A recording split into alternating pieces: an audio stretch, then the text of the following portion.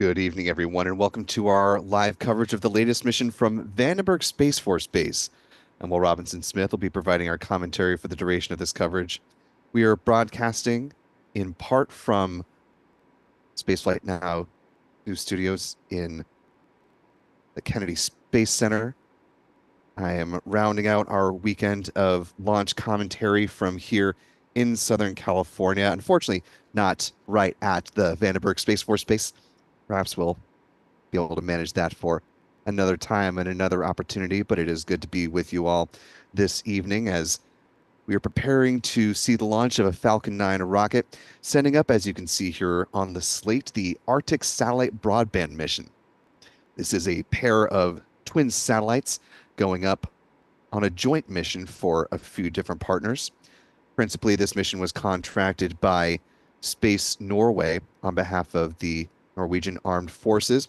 However, there are also a couple of payloads on board from the United States Space Force, managed through the Space Force's Space Systems Command. There's also a commercial telecommunications payload on behalf of Viasat. And we're all going to talk all about that as we continue on through the count, but first and foremost, want to thank the more than 2,100 of you who are watching with us live this evening. If you haven't already, be sure to hit that like button to allow some more folks to find their way into our live coverage. We would certainly appreciate that.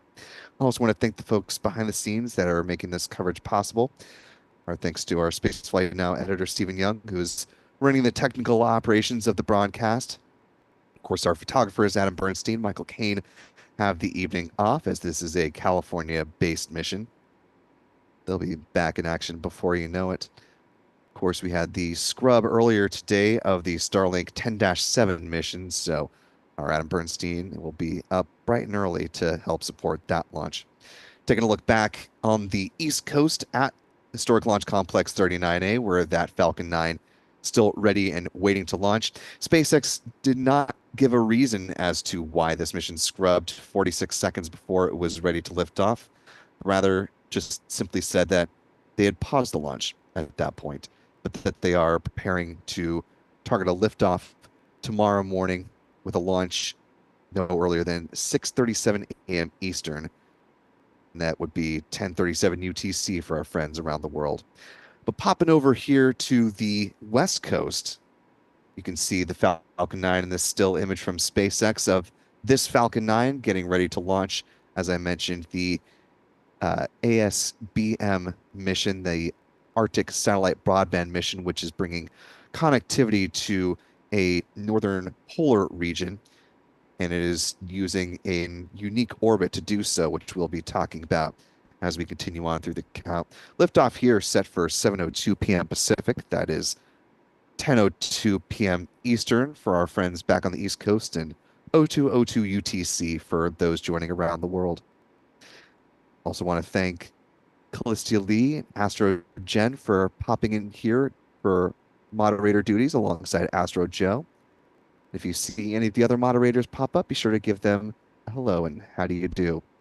We are powered by a wonderful channel member community here on YouTube, so thanks to folks like Fig 816, excuse me, William Foss, Sulfur for Lunch, Mars 2028, Patty Chachil, Butterfly, James, the Rocket Girl, Zephyr Wolf, many others as well. James Fowley, hello to you. I am Lita. Good to see you this evening. Channel membership comes with a number of perks, including discounts at our online shop. That is shop.spaceflightnow.com. Access to member-only videos here on YouTube, and of course, the ability to watch all of our live launch liftoff moments from the East Coast in 4K. Want to thank one of our moderators. Speaking of one of our wonderful moderators, Astro Joe, marking 25 months as a channel member at the pad leader level. Glad to have you still with us, Astro Joe, who says, thanks, Spaceflight Now. Just a few live launches outside of our availability. That is A-OK, my friend. It is always good to have you on board whenever you are available. We are T-minus 23 minutes and counting as we are proceeding toward the liftoff of this Falcon 9 rocket. Let's go ahead and pop over to an image here of what's on board these twin satellites that are getting ready to launch in just a little more than 20 minutes from now. Both of these were manufactured by Northrop Grumman, again, pulling together a number of different partners to make this mission possible. They are dimension-wise 3 by 3 by 4 meters, translating roughly to 9.8 by 9.8 by 13.1 feet, weigh about 2 tons or about 4,000 pounds, and with their solar panels extended, they have a wingspan of about 27 meters or 88.6 feet. We have a video, actually, if we can go to this real quick, of the orbit that these satellites are going to go to. It is a highly elliptical orbit, and these satellites will be in the same orbit but spaced apart from one another so that there's sort of a duality of coverage. Go ahead and bring this in, Steven. Thank you.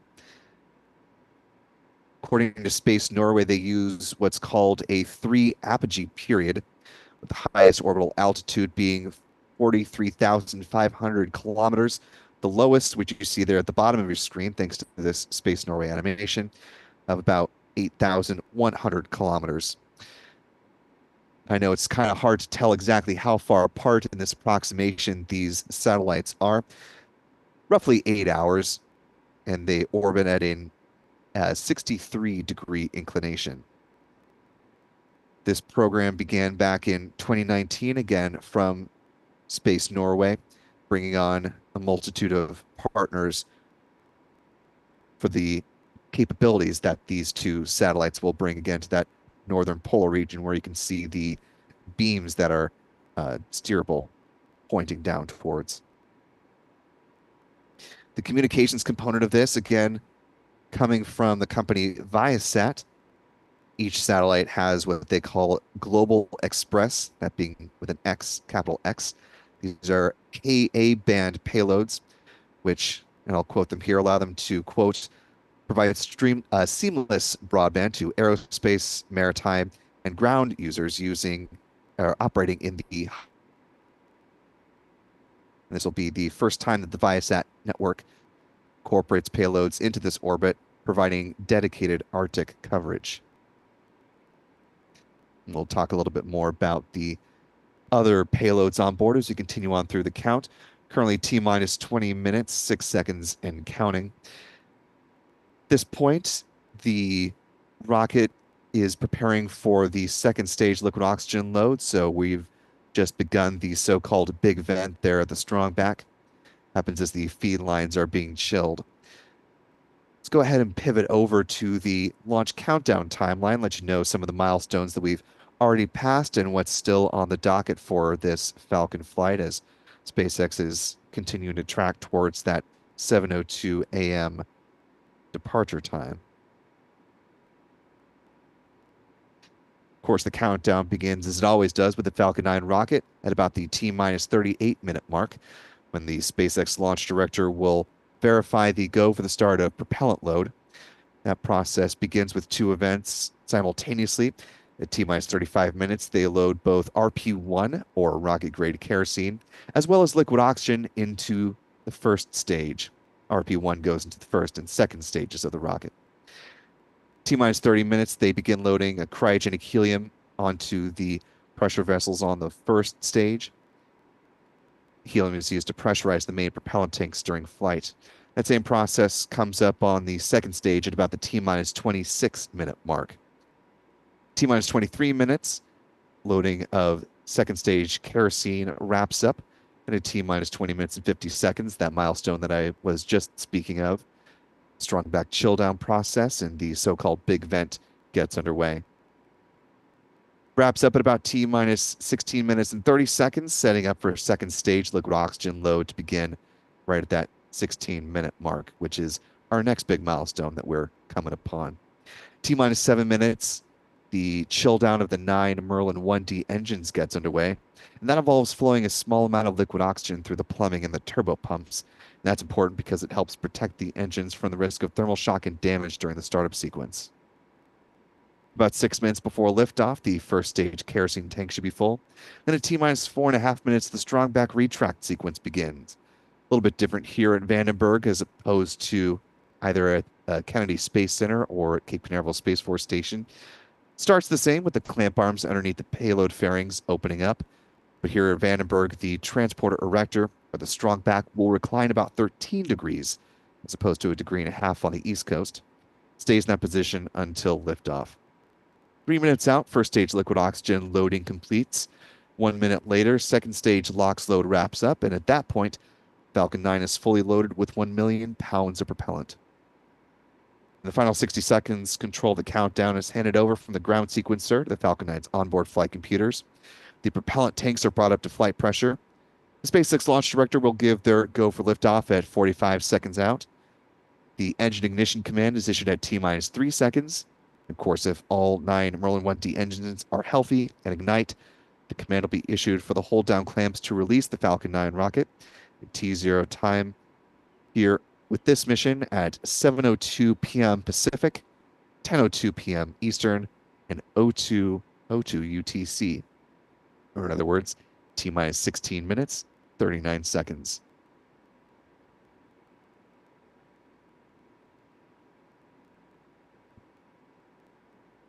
SpaceX, of course, targeting a triple launch attempt over the weekend. They managed to launch the Starlink 8-3 mission from Pad 40 over at Cape Canaveral Space Force Station, attempted to launch the 10-7 Starlink mission this morning.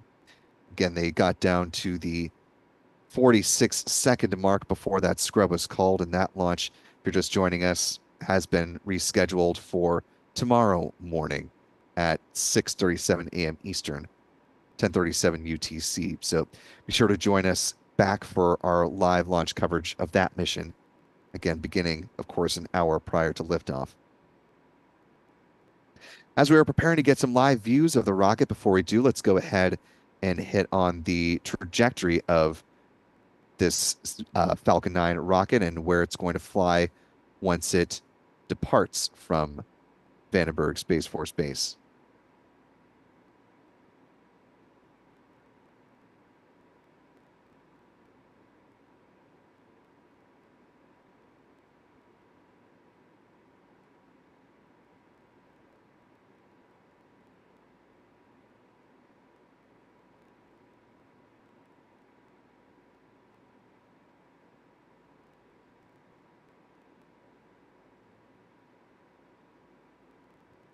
As we mentioned, the Falcon 9, of course, lifting off from Space Launch Complex 4 East, or Slick 4E, there at Vandenberg. And it's going to be departing, heading in a southeasterly trajectory. I like this perspective that we've got on the map today. Gives you a good sort of overall vantage point of where the rocket's going and about where the drone ship, of course, I Still Love You, is waiting for that booster to land. Notable milestone for, of course, I Still Love You today. If this booster landing is successful, this will mark the 100th booster to land on this particular drone ship. So a nice feather in SpaceX's cap for reusability. Of course, the payload fairings will be jettisoned just a bit downrange of the map you see here on your screen, and SpaceX will endeavor to recover those as well using one of their recovery vessels.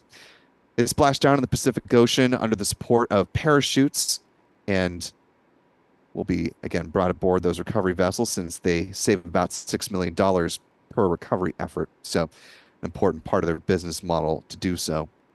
We do have live pictures now of the Falcon 9 rocket in, unsurprisingly, a blanket of some Vandenberg fog here. Thankfully, not as bad as we've seen it some other times.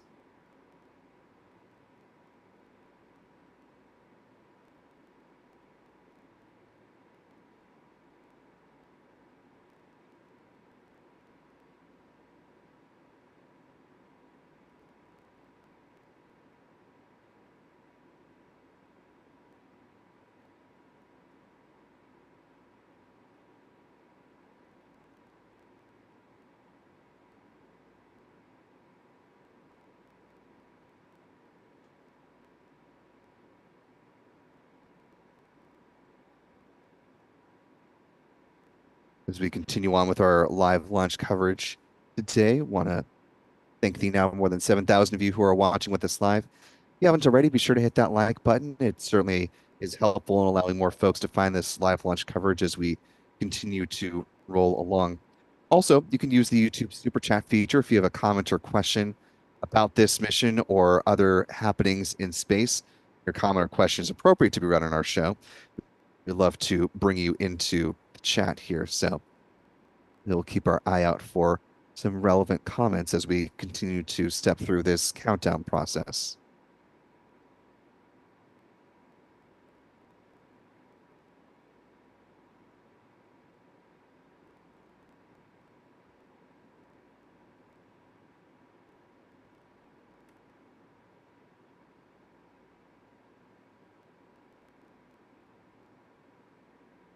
Have a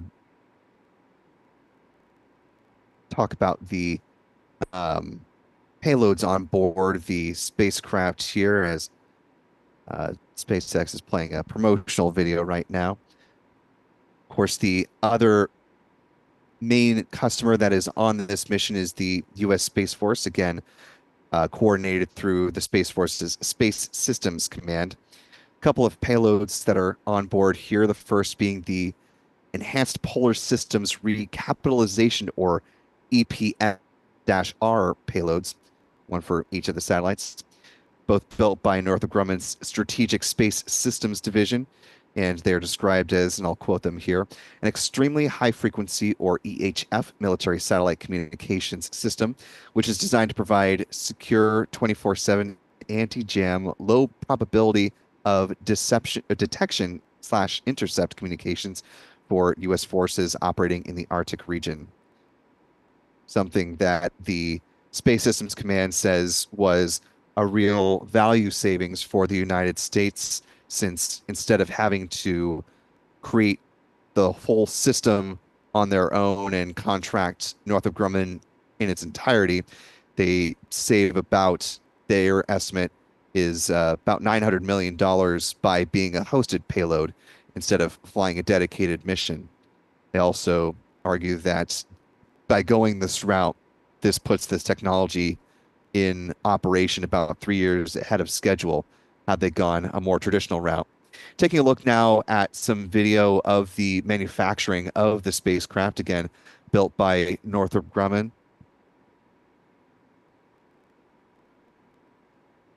One of the other payloads coming from Space Systems Command is called the Control and Planning Segment, or CAPS, which they describe as a single software baseline which consolidates segment command, control, and planning of its legacy enhanced polar system and future EPS recapitalization payloads, essentially helping to lay the groundwork for future operations in this particular orbit, which the SpaceX commentator noted will be the first time they're launching payloads to this particularly high elliptical orbit. So another notable milestone for SpaceX.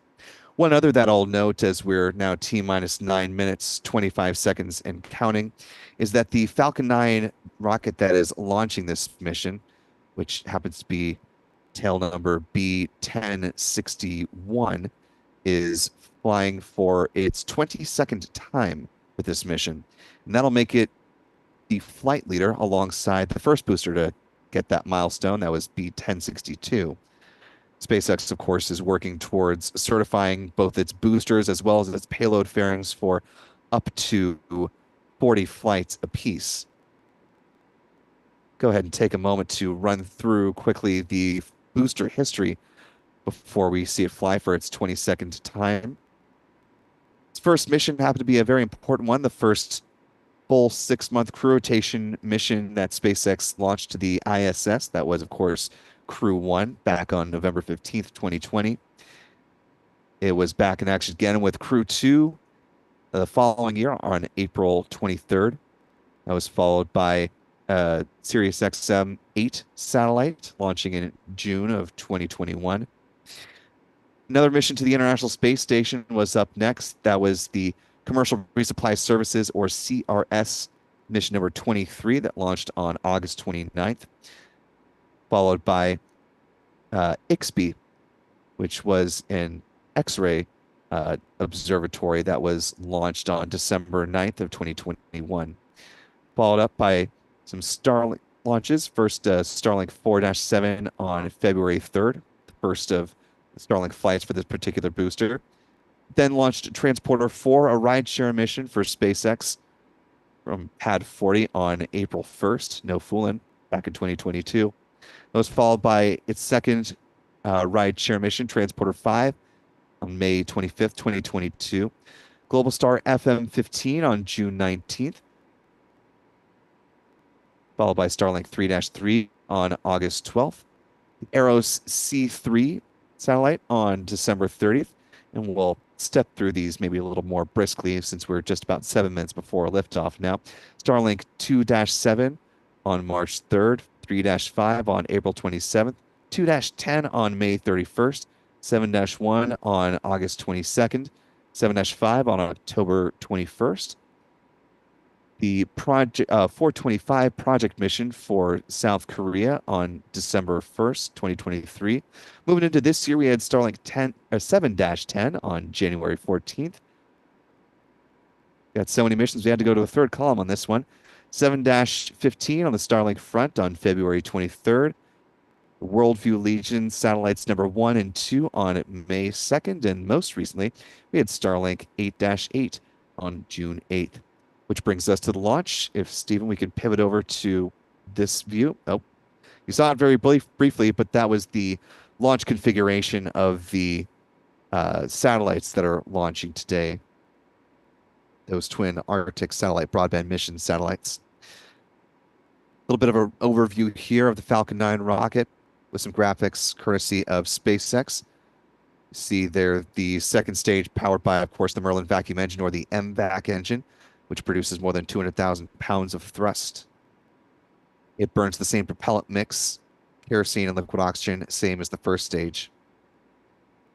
The top of the rocket, of course, are those payload fairings, which are 13.1 meters or 43 feet tall, and are 5.2 meters or 17.1 feet in diameter, which again will be endeavored to be recovered at the conclusion of this mission.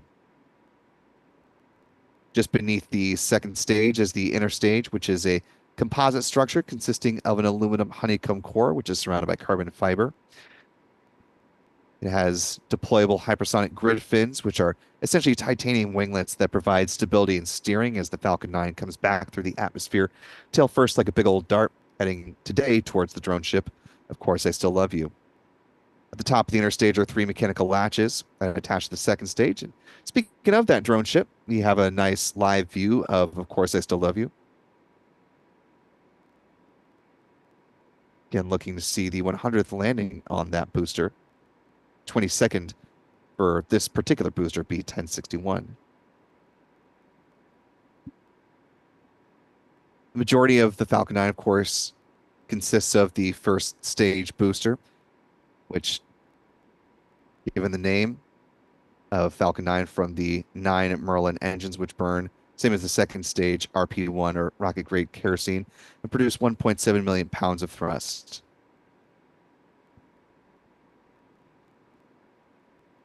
We're now T-minus 4 minutes, 25 seconds and counting, for the call for a strong back retract. You might be able to make it out a little bit with the I'll say moderate amount of fog that we're seeing here today.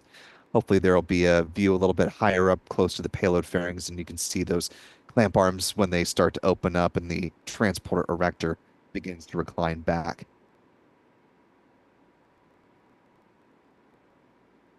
Taking a look at our live chat here. I want to thank the now more than 14,000 of you who are watching with us live. It's good to see you all this evening. Hope you've all had a wonderful and relaxing weekend. Appreciate you being here. And if you could, for us, that like button and allow more folks to find their way into this live coverage this evening. Want to thank Callistia Lee for gifting 5 Spacefly Now memberships. Appreciate that generosity, Callistia. And to our newest 5 channel members, actually, I'll make that 10 with Apocalypse Cow also gifting 5 as well. Thank you, Apocalypse. So to our 10 newest channel members, be sure to thank those 2 in the live chat if you haven't already, and welcome aboard. We're glad to have you with us. Thank you as well to Smoke and Haze for a $2 super chat, saying hello to Darlene and Celeste. SG joining us this evening, one of our wonderful channel members, in a $3 super chat. Thank you, SG. You can see the strong back there is pulled back. And we hear the call for stage 1 LOX load wrapping up. So now we are just waiting as far as the fueling milestones for the second stage of the Falcon 9 to conclude fueling, which should happen in about 45-ish seconds. In the meantime, I want to thank Michael McGrory, another one of our wonderful channel members, for joining us back again. Good to see you. Appreciate the $5 super chat. Saying, you sound healthy tonight. You kicked that cold. Every time I fly more than 2 hours, I get a cold. Starship could change that. Make it to Australia pretty quick.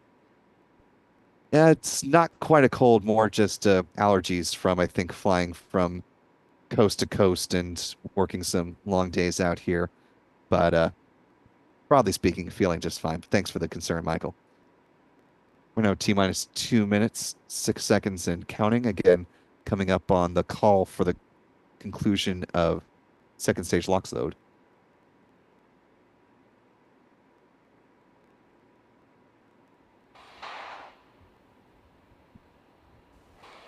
We are standing by for that LOX call out on board stage 2. Just listening for that call. At which point Falcon 9 will...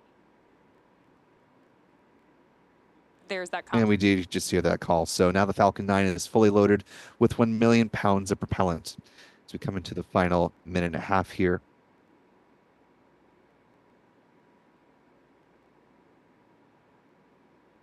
Falcon 9 will enter into startup mode in about the next 20 or so seconds. That little bit of extra cloud layer that you see there is not just spontaneous fog from Vandenberg. Those are the ground gas closeouts that we're used to seeing over at the Cape side, of course. You have word from SpaceX that the range is green, which is good. And weather should be cooperative. So if you are in the Southern California, Central Southern California area, you might want to step outside and take a good look up. LD is go for launch. As we do have the launch director giving their go for launch.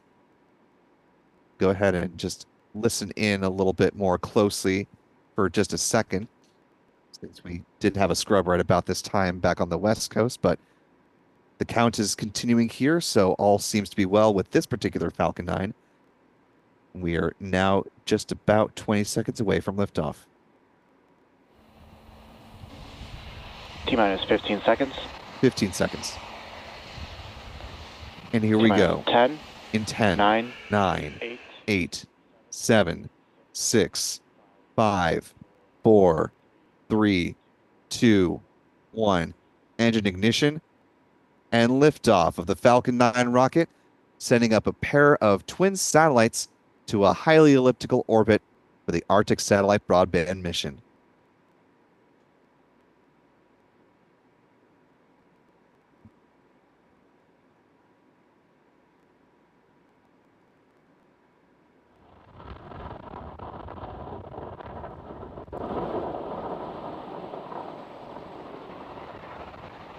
That incredible view, of course, means that at T plus 33 seconds and counting, Falcon 9 has successfully lifted off from Space Launch Complex 4 East, carrying the 2 ASBM satellites. Now, after clearing the tower, as you can see a little bit on your screen Power and here, telemetry are nominal. There's good confirmations that our power and telemetry on board Falcon 9 are looking good. At this point, we're gimbaling the engines on the booster to initiate a slight roll maneuver. Vehicle supersonic. Call out.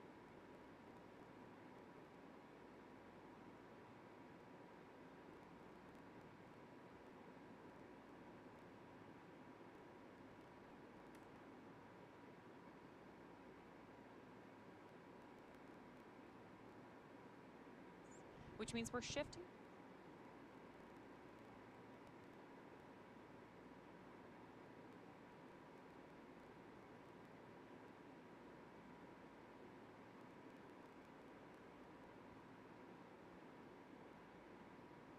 We're now a minute and a half into the mission here, still all moving along nominally with this Falcon flight.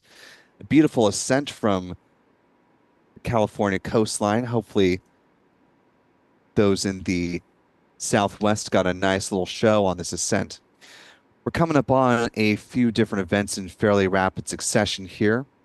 First will be First stage main engine cutoff for MECO, about 2 minutes, 25 seconds in. About 4 seconds later will be stage separation, followed by the ignition of that second stage Merlin vacuum engine, 2 minutes, 35 seconds.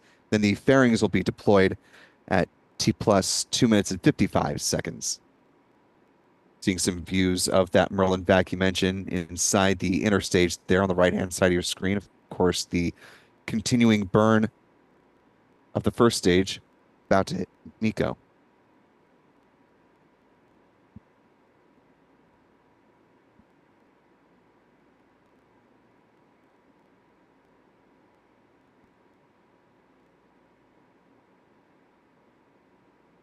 Impact startup.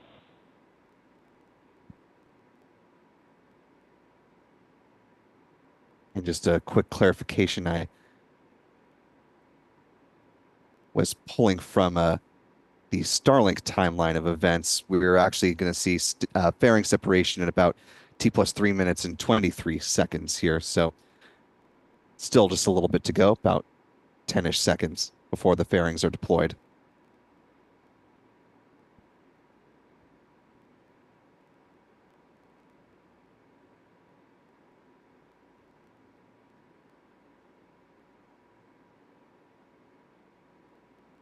Great internal views of those payload fairings looking up Fairing separation at the two confirmed. satellites, and there you Great see them go.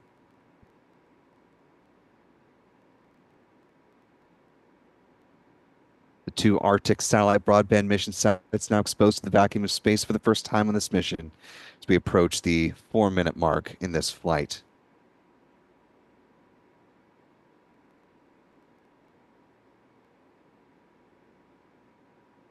Coming up on the next event here at T plus 6 minutes and 22 seconds will be the start of the first stage entry burn, beginning to slow the part of the vehicle down as it makes its way towards the drone ship. Again, that is a short, excuse me, of course I still love you. A shortfall of gravitas was on deck this morning. It's been a long day, but good to have a double header with you all today. Happy to do it.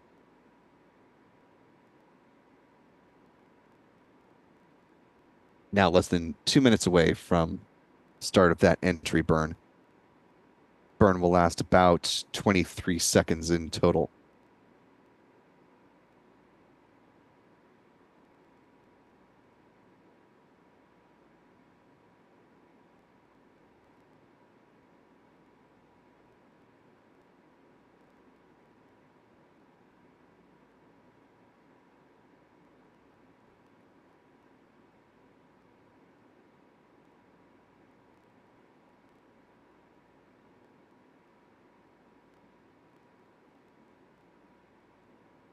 Now T plus 5 minutes, 12 seconds and counting.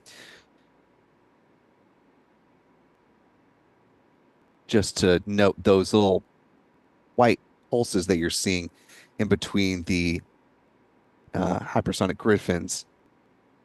Wait till we turn to that view to keep talking about that in just a second here. There's a view from inside the inner stage.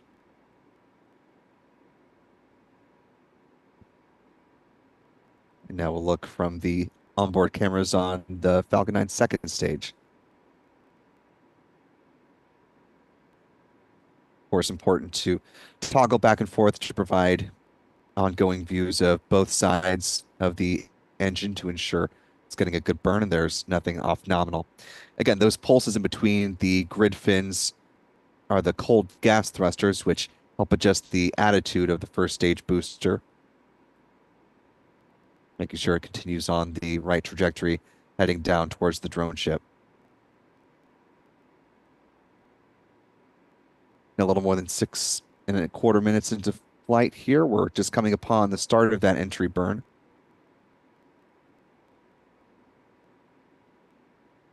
You see that burn now visually getting underway. You take a look at the bottom left-hand corner of your screen, you can see the speedometer dropping dramatically as this entry burn is essentially that first stage booster slamming on the brakes, making sure it comes at the right speed for a safe touchdown on the drone ship.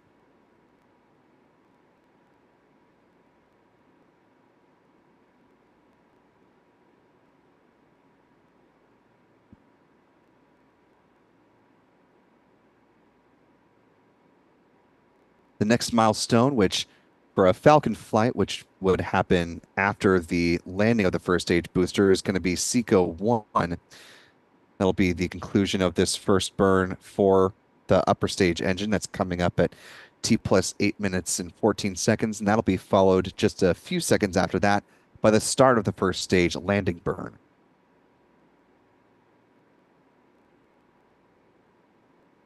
Upper stage will perform 2 burns in total before it deploys the ASBM twin satellites, about 5 minutes apart.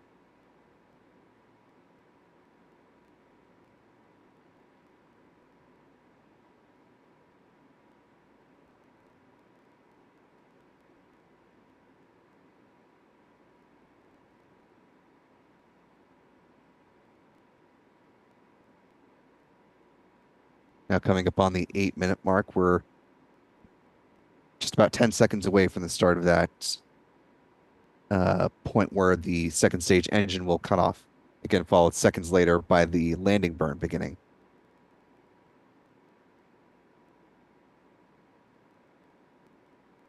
And there you see both of those happening nearly simultaneously.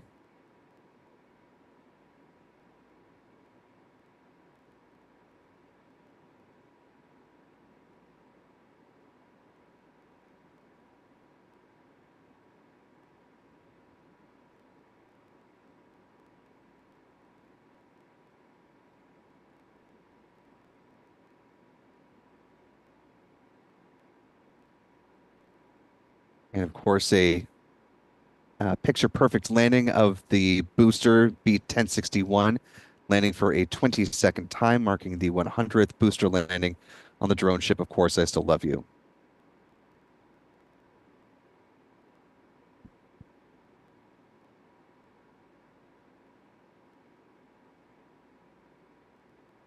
Some great views of those satellites from the second stage cameras.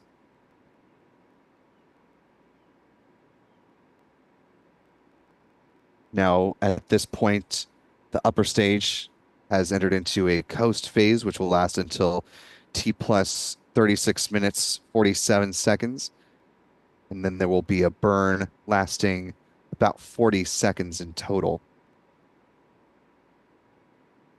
Because this is a customer mission, and even though there are U.S. Space Force payloads on board, this is not a classified mission as such, which is why A, we're seeing upper stage views, and B, why SpaceX is continuing to provide views of the upper stage through payload deployment. So as long as we still have these views to provide to you, we will continue our live coverage as well.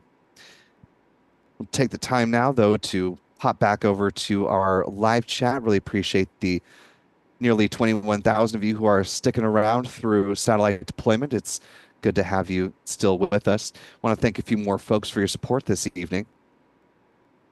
Our thanks to Grandpa Jim Pondu for being a channel member for a month. Really appreciate that. It's always great to see folks past that 1-month mark and stick around with us. Pasmary H, one of our pre-existing wonderful channel members, with a $2 super chat saying, "Will, good to see you." Everyone smiles. I also do want to just briefly give a shout. While I've been down here in Southern California, did have the wonderful opportunity, thanks to my brother, the voice actor, Isaac, to pop over to the D23 Disney convention down in Anaheim for a little bit of that. And shout to Robert for, among all of the other Disney happenings and the various brands and things that they own, found me in the middle of the crowd and flagged me down and had some very nice words to say about what we do here at Spaceflight now. So big thank you to Robert for making my day, certainly. And, as a reminder, we are, out and about at various times. So if for some happenstance reason we happen to cross paths, don't feel shy, and be sure to say hello to myself or Steven or Adam or Michael if you happen to pass us in just life's comings and goings. It's always great to connect in real life with the people that we communicate with here through our live launch coverage and through our reporting. So always wonderful to see people in the real world. Back to the chat here. Thanks to Celius Marner with the $4 super chat saying thanks for all your coverage. You're very welcome, Silas. And apologies if I just completely butchered your name pronunciation there. I'm Lita with the $5 super chat saying thanks for all the info. Well, let's blast this thing. Of course, coming before liftoff. Thank you, Lita. Good to see you this evening. Doreen Pompanio with $5 super chat. A very happy dancing lemon there. I'm guessing that was after liftoff. Cindy Sawyer with a $2 super chat. Thank you, Cindy. One of our wonderful channel members, Tarian, with a £2 super chat. And here we go. Gail Parker with a $2 super chat as well. Thank you, Gail. Appreciate your support tonight. Christopher Brummett with a very generous 20 Canadian dollars super chat. Thank you, Christopher, for supporting us at that level. Christopher says, did SpaceX hire a cinematographer to handle their cameras? This might be one of the prettiest launches I've seen yet. Well, while I cannot attest to their staffing, it was certainly a lovely ascent. Although I will stack up our live tracking team against SpaceX's any day, so I fully stand by our work, but certainly very much appreciate when SpaceX does excellent tracking as well. Makes the whole thing much more, as you say, cinematic. Pierce Mama has been a member now for 2 months at the pad leader level. Thank you, Mama. Saying thanks for the great coverage as always. Well, thank you for your ongoing support of it. Our thanks as well to Chris Wilson for a $1 super chat. Thank you, Chris. Chuck Powers marking 2 months as a channel member at the pad leader level. And some very nice words saying, well, it's the best coverage for SpaceX launches. I will extend that out to the full team here at Spaceflight Now. Even though I may be routinely the one behind the mic, it is very much a village effort. So thank you for the kind words. The Russian Floof Cat, still one of my favorite handle names. One of our channel members saying, once more into the breach. Good call out there. Anthony Rosano with a $5 super chat. And I'll agree with this. Gotta love, great launch. Love the view. Hopefully some folks in Southern California were able to get some good views on it. Did pop my head outside to see if I could spot it with my own eyes here in Southern California, but I think it was just unfortunately at the wrong angle for a moment there. Dave the Drone Guy with a $5 super chat. Thank you, Dave. Saying go SpaceX. Indeed. Christopher Brummett back with another generous $20 Canadian super chat saying Spaceflight Now is always excellent. SpaceX must be learning from you. Well, I don't know if I'll go quite that far, but I think if there are folks to learn from, I will say Adam and Pete and Chuck are certainly ones that anyone who's doing tracking work on a rocket or anything in high speed can certainly learn a thing or two from them. I certainly have. Finally, for now, Ribby with also a very generous $20 super chat. Thank you, Ribby. Saying thank you for the shout out, Will. It was a pleasure to meet you at the convention. Oh, that is Robert there. Yes, it was great to meet you as well. I hope you had a wonderful time at D23. This, of course, is not an entertainment live stream or conversation, so we'll limit our conversation about this here and now. But I'll just say briefly for those who enjoy that part of the entertainment ecosystem, it was quite something. It's not quite as cramped as some other conventions, and there are a lot of hardworking folks that put that together, including those merchants as well as the performers. So, tip of the cap to folks for this year's D23. Back to the conversation at hand, though. Suzette Cochran with a $2 super chat saying congrats to the entire team. Thank you, Suzette, for the kind words. Back to the mission here. We were T plus 16 minutes, 41 seconds and counting. That puts us about 20-ish minutes away from the second stage engine burn coming up.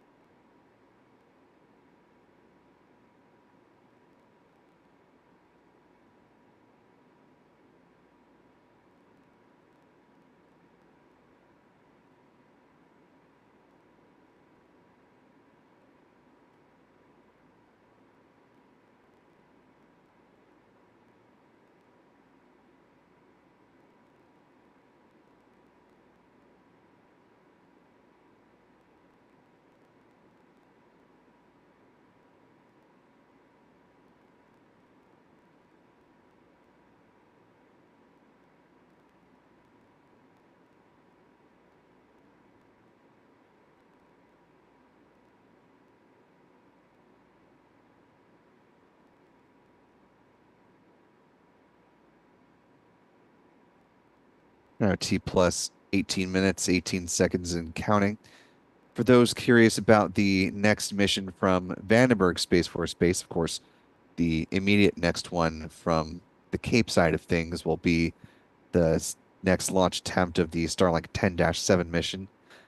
Again, that launch looking to lift off from Historic Launch Complex 39A at 6:37 a.m. Eastern, with a window that spans out to 9:49 a.m. Eastern. The next launch from here in Vandenberg, though, that is set to be the 11th transporter rideshare mission,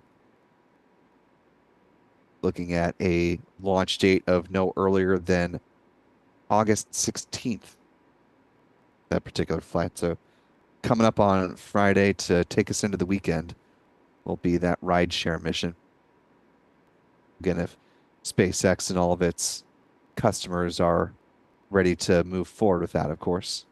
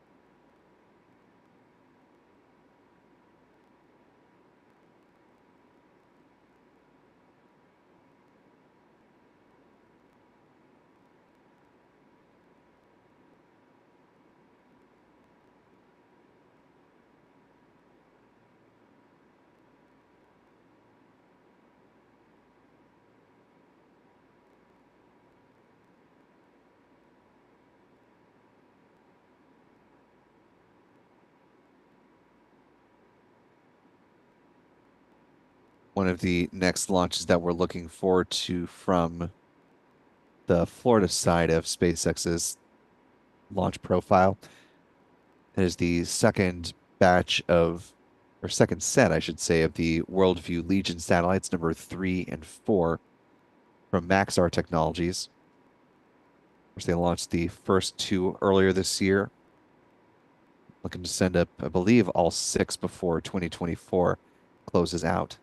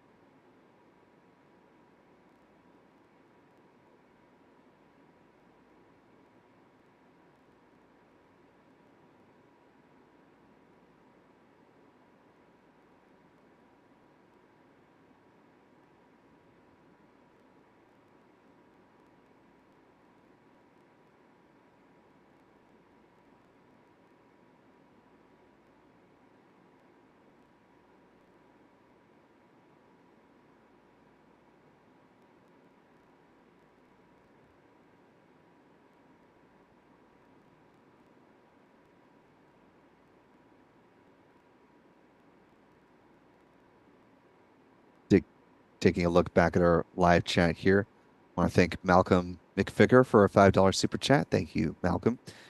Asking about the reason why we took down our countdown clock and our real-time clock in the run-up to launch and why it's currently not on the screen.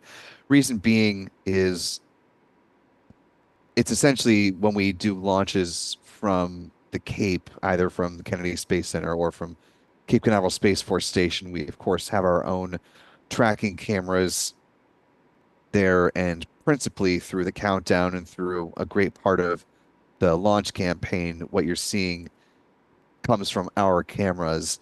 And so it's important to have the real-time live views that you're seeing match up with the real-time countdown clock, just to have those events line up to make sure they're matching with the launch countdown timeline and the post liftoff timeline as well that we talk about in the run-up to the moment of liftoff.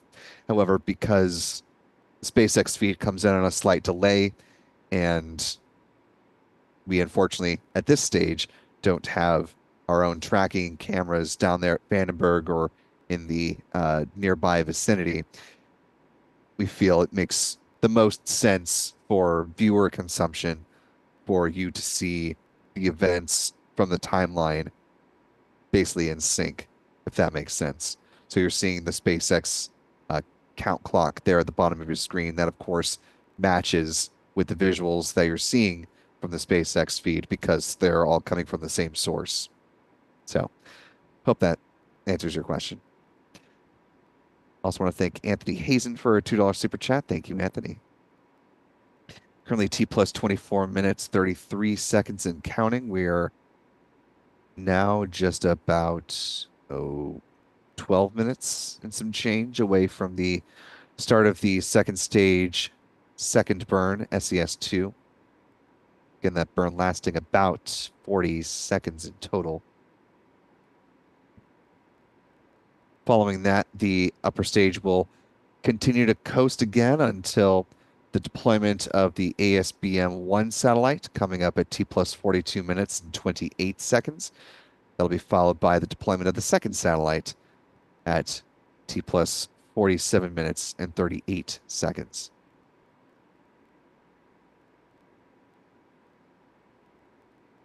As we mentioned earlier, these two satellites are working along the same orbit, but they're spaced about 8 hours apart at a 63-degree inclination.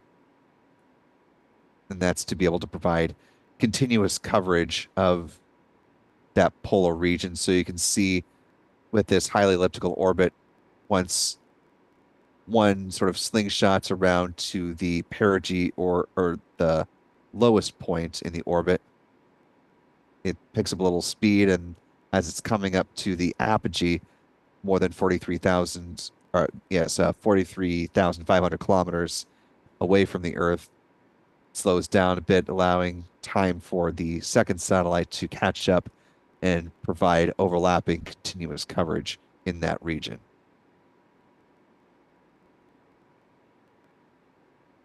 So that's why you've got the spacing that you do of the deployment of these two satellites into this highly elliptical orbit.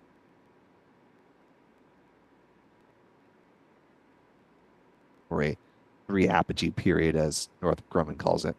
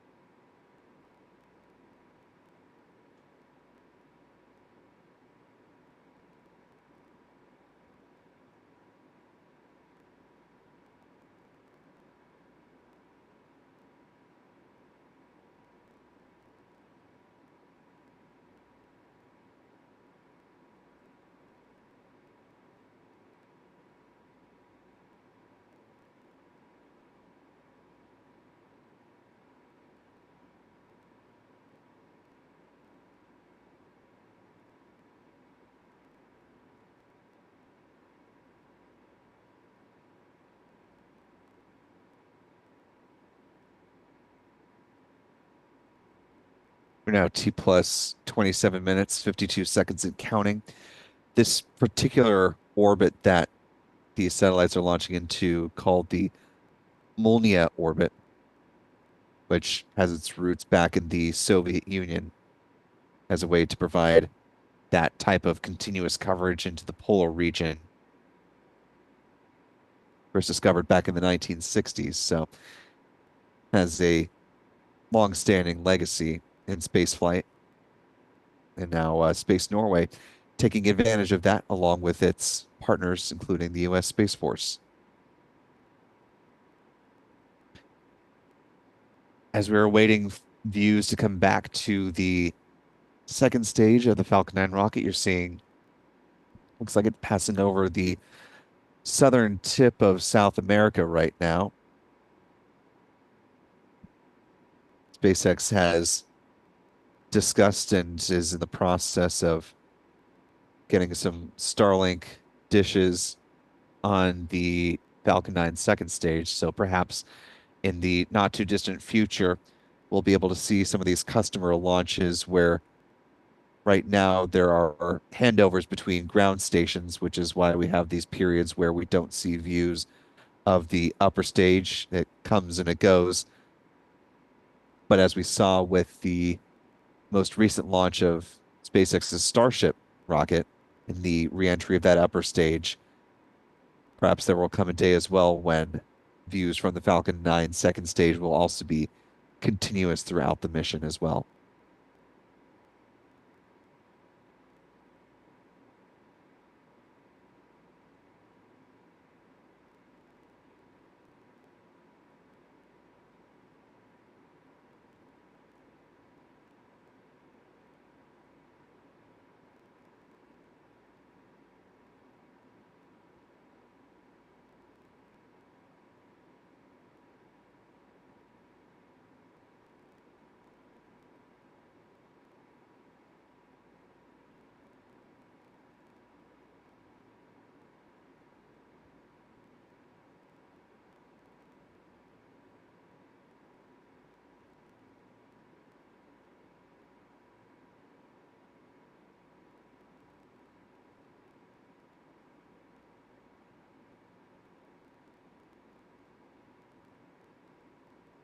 We're now T plus 30 minutes, 33 seconds and counting into this mission.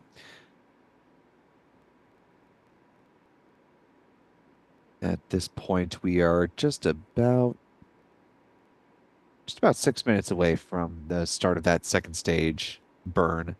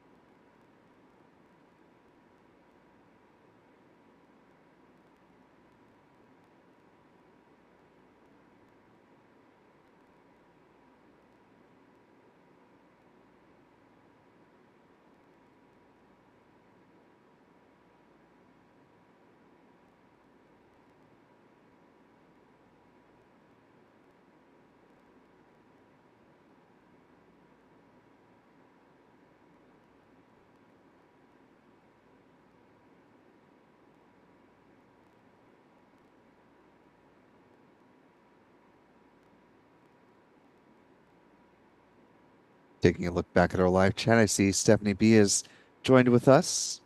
Good to see you, Stephanie.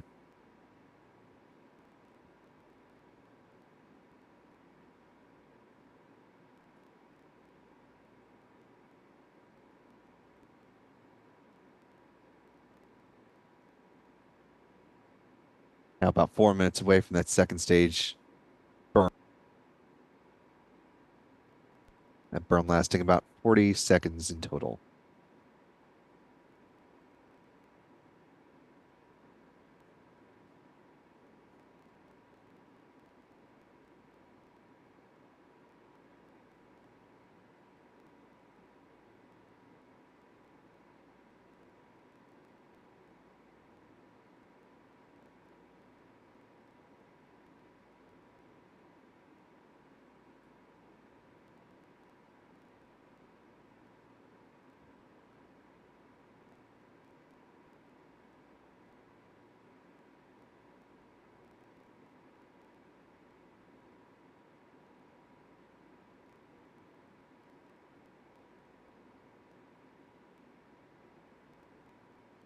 As we're approaching that second burn of the upper stage engine, want to thank Waco Jones for a $5 super chat. Appreciate that, Waco. Saying great launch coverage, marathon weekend, so many launches, and boy, wouldn't you believe it? It has been quite an endurance test for us here at Spaceflight Now between the three launch attempts that we covered, two successful, one we'll take another crack at it tomorrow morning. So really four within about 72 hours when you stack them all together. And lots of great reporting opportunities down here in Southern California. So again, want to extend a big thank you to our channel member community without whom reporting trips like this would not be possible. So big thanks to all of you for that, and look forward to sharing the fruits of our reporting labor with you. Some upcoming videos and articles. You could read one of those right now on our website, of course. Published a story about the conclusion of the Neowise spacecraft getting sent its final communications just before we hit the weekend. The opportunity to speak with the principal investigator for Neowise, who is now at the University of California, Los Angeles. Talked to her outside of the clean room up in the gallery area, overlooking a clean room that has some components of the upcoming Neo Surveyor spacecraft that will be also hunting for near-Earth objects, starting with its mission launch no earlier than September of 2027. So be sure to pop over and check out that article if you haven't already. Cooking up a video version of that story. I'll go ahead and tease that here for those who are still with us live. So be sure to keep your eyes peeled to the channel and look for that when it comes, to be in the next couple of days.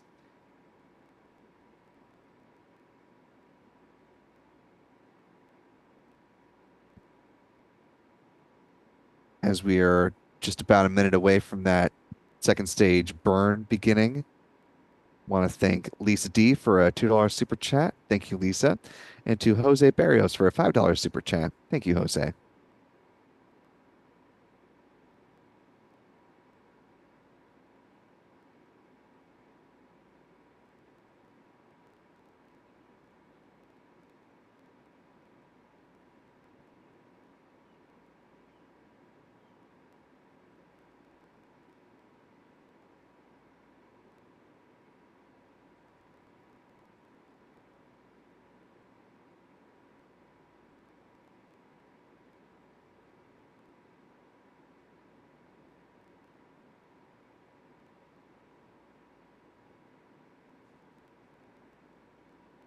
Coming up on the burn, now less than 10 seconds away. The second burn will place the upper stage into the ideal orbit for this mission. That'll set up the satellites to deploy. There you go. You see the start of that burn. Again, this lasting about 40 seconds in total.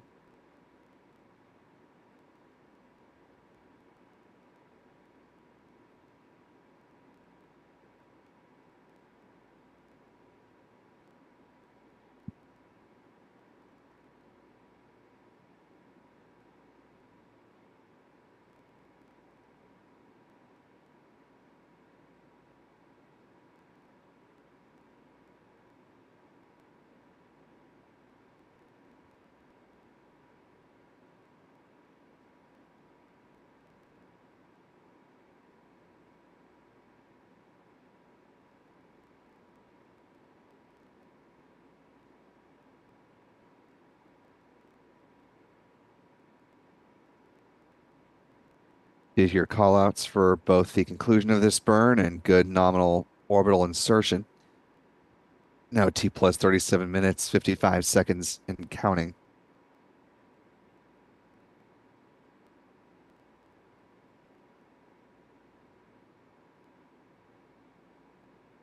No less than 4.5 minutes.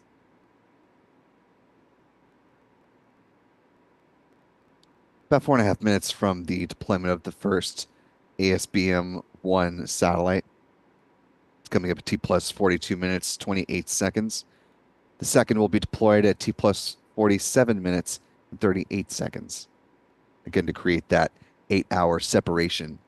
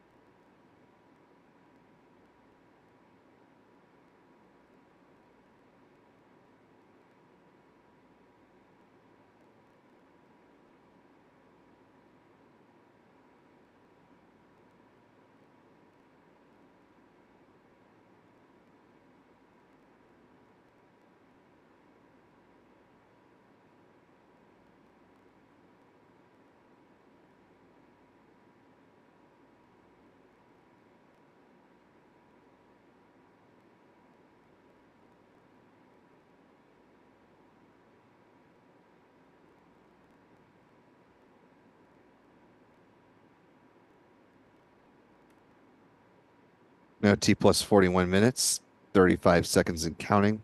We were just taking a minute to check to see if there was any indication with a NOTAM of whether SpaceX was planning to deorbit the upper stage once it comes down closer to the point of perigee in the orbit of this mission.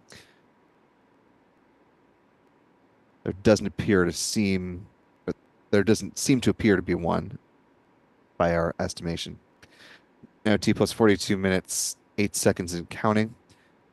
We're now less than 20 seconds away from the deployment of the first of the ASBM satellites.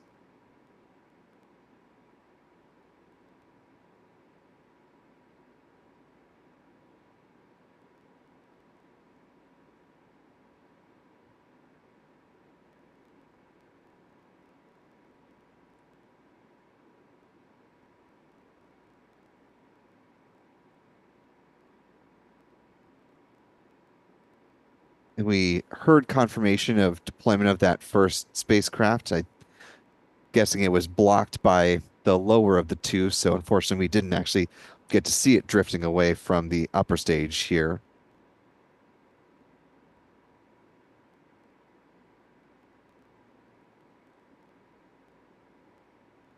This coast phase will continue on until T plus 47 minutes, 38 seconds when the second satellite will be deployed.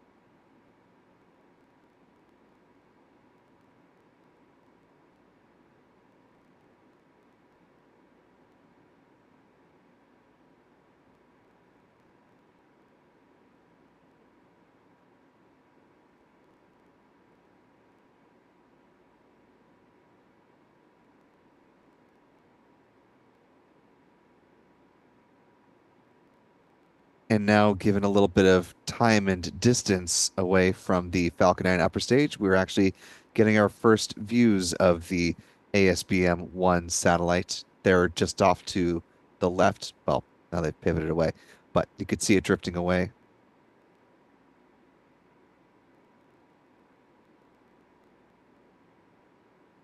You could see the uniqueness of this orbit here following the telemetry data. See the trajectory there of the second stage. Now we've got onboard camera views back. Well, intermittently, I'll say.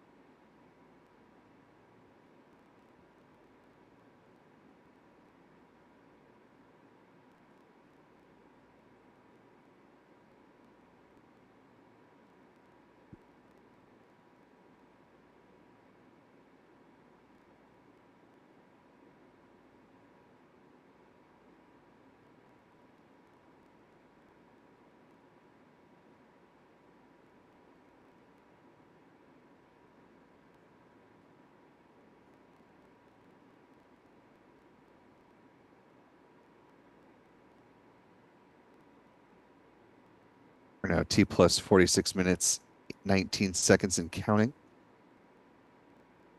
We're just about a minute away from the deployment of that second of the two ASBM satellites.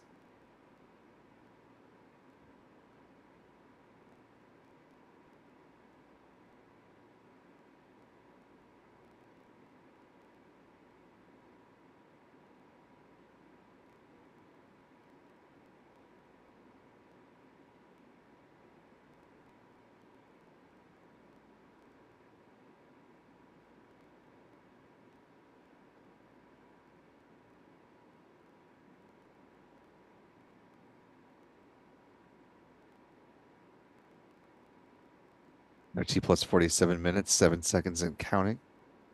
Less than 30 seconds away from deployment of this second satellite. You can still see the first drifting off on the far left-hand corner of your screen.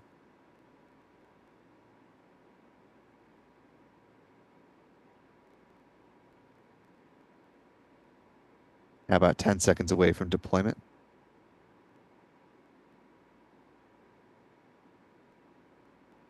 Unfortunately, I think the first satellite will be just out of view by the time the second one deploys. So yeah, we're not going to get views of both of them free flying, but there you can see ASBM-2 now off on its own.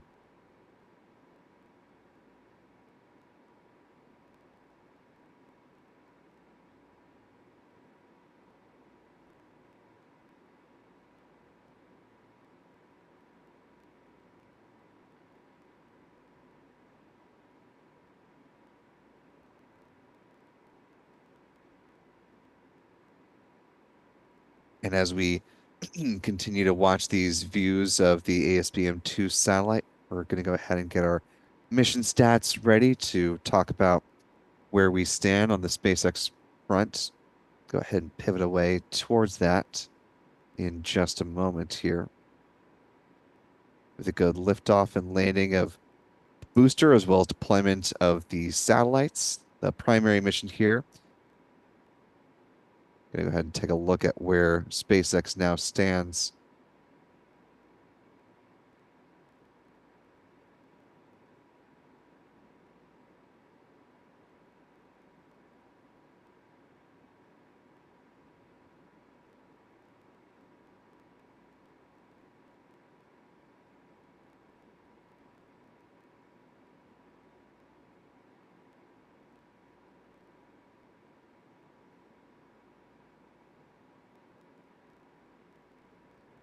Today's mission, as we've been discussing, marked the 22nd flight of Falcon 9 first stage booster 1061. This was the 362nd Falcon 9 launch to date, the 77th Falcon 9 launch of 2024. This was the 306th Falcon booster reflight, or the launch of a booster that has flown at least once. This was SpaceX's 80th launch of the year so far, including one Falcon Heavy and, of course, 2 Starship missions. This was the 119th orbital launch for SpaceX in the last 365 days. This was the 87th orbital launch from Slick 4 East, and the 155th overall orbital launch from that pad. Moving on to some recovery stats, this was the 100th landing of a booster on the drone ship, Of Course I Still Love You, the 266th drone ship landing for SpaceX, and the 337th overall booster landing to date. Finally, some industry stats moving out. This was the 27th orbital launch from Vandenberg, and I'll pause on this for just a second to note where we are in the year. We are, of course, on August 11th, and in total, for all of 2023, there were 29 launches from Vandenberg Space Force Base. So we are just 2 missions away from tying the total year's record from Vandenberg, that being a combination of course, Firefly and SpaceX. So with more missions from both on tap, we're set to exceed that total in short order. As we mentioned, the Transporter 11 rideshare mission coming up next as soon as this Friday. This was the 83rd orbital launch from U.S. soil, the 93rd from a U.S. rocket company, and this was the 147th orbital launch from around the world, with 6 launch failures on the year. Here's where our pie chart stands as of now, with the U.S. representing 63% of that pie, China with 24%.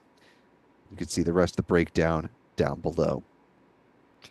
And with that, it has been, as Waco Jones so kindly put it in a super chat, been a marathon weekend of launch coverage, with one more still on tap tomorrow.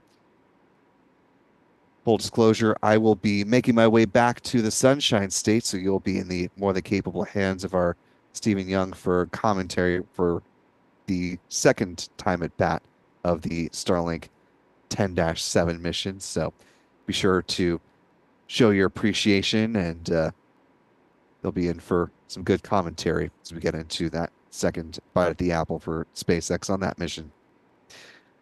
With that, we're going to go ahead and close things out. It has been a long weekend, and got to go ahead and wrap things up for our time here in California and head back out east. For Stephen Young and for the team here at Spaceflight Now, and for our wonderful moderators in the live chat, of course, want to thank Astro Joe, Astro Jen, Stephanie B, and Callistia Lee, Rusty Shackelford. Thanks to you as always. For the team, I'm Will Robinson Smith. Remember, be good to yourselves, be good to others. And folks, we will see you next time. And until then, bye-bye.